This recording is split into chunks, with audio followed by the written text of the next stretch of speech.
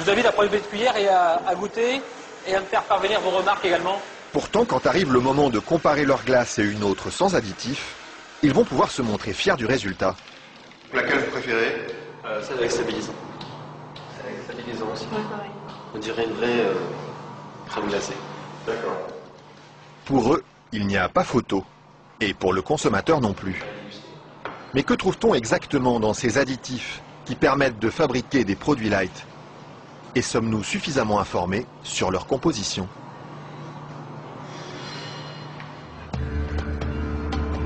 C'est à Vilvoorde, à quelques kilomètres de Bruxelles, que nous sommes allés chercher les réponses.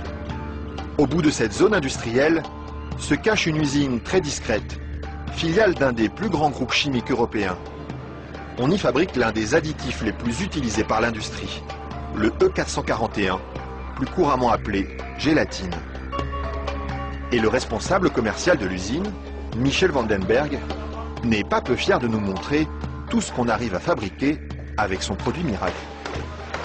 Alors je vais vous montrer quelques exemples des principales applications de la gélatine. On a vraiment le secteur alimentaire qui est l'application la plus importante au niveau mondial. Alors vous avez ici tous les produits gélifiés. Le premier marché pour lui, ce sont les bonbons. Mais on trouve aussi sa gélatine dans des gélules pharmaceutiques, des pellicules photos et même des shampoings. Dites-moi, il y en a vraiment partout de produits finalement. Ce serait pas mal qu'il y en ait partout. Mais pour ça, il faut produire toujours plus. Alors ici, l'usine tourne à plein régime. Et la fameuse gélatine de Michel Vandenberg, la voici qui sort, tout au bout de la chaîne.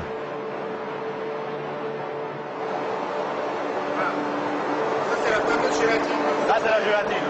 Ce sont ces spaghettis qui collent aux doigts. Il faut à peu près 3 à 4 jours pour arriver jusqu'ici.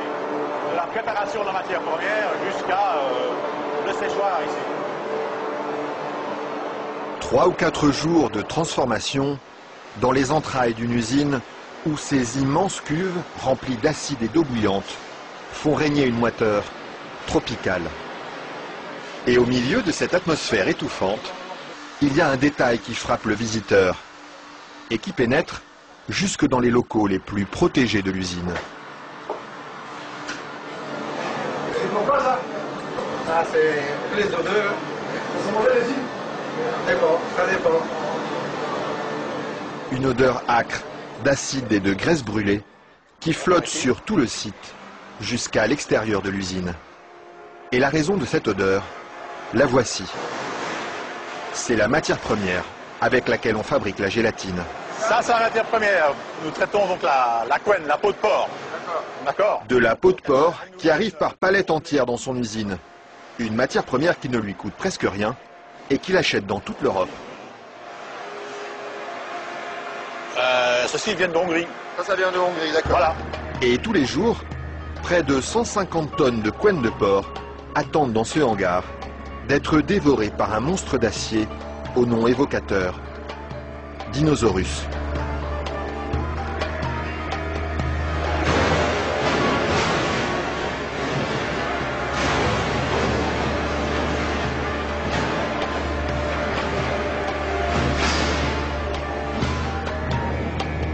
Grâce à cette matière première bon marché, Michel Vandenberg parvient à vendre sa gélatine à moins de 5 € le kilo. Un prix défiant toute concurrence qui lui ouvre sans cesse de nouveaux marchés. Et celui qui marche bien en ce moment, c'est justement le marché des produits light. Attendez, faut pas filmer ça à 1 minute. Mais voilà, ceci, qui est un beurre allégé, 40%. Alors un fromage frais, 0% matière grasse. Et chez lui, on trouve même les plus grandes marques. En marque Danone, taille fine. Une mousse liégeoise de chez Auchan. Voilà, une mousse de la laitière. Alors un produit Weight Watcher, donc avec moins de matière grasse, donc pour stabiliser le produit, pour maintenir l'onctuosité des produits, on utilise la gélatine. Un produit que les industriels n'hésitent pas à utiliser en grande quantité. Le seul problème, c'est qu'ils oublient parfois de l'écrire sur les étiquettes. Quand on les regarde, on lit bien la mention gélatine, mais pas l'origine du produit. Alors, un produit Weight Watcher, donc avec moins de matière grasse, donc pour stabiliser le produit, on utilise la gélatine. Un produit Weight Watcher, donc avec moins de matière grasse, pour maintenir l'onctuosité des produits, on utilise la gélatine. Mais pas l'origine du produit. Ils mettent gélatine, mais ils disent pas quelle est l'origine de la gélatine. Pourquoi? Ils assument pas que ce soit fait à partir de porc. C'est quoi le problème qu'ils ont avec ça? Non, mais je veux dire... Non, parce que c'est un problème, c'est un sujet très sensible. Ouais. Parce qu'il y a quand même les minorités, les minorités musulmanes, juives et autres, qui éventuellement ont des problèmes avec ça. Mais ce serait bien justement de leur dire... Ça, je voudrais pas que... Oui, je sais bien, mais je sais pas s'il faut mettre ça dans l'émission. Mais oui. c'est vrai que, bon... Parce que du coup, ils savent pas si c'est du porc ou de la vache. Du coup, comment ils font pour consommer? C'est ça le problème, il faudrait peut-être leur dire. Une question qui laisse Michel Vandenberg sans voix et à laquelle aucune marque de l'agroalimentaire n'a souhaité répondre, malgré nos nombreuses sollicitations. À croire que la gélatine de porc est un sujet sur lequel il préfère rester discret.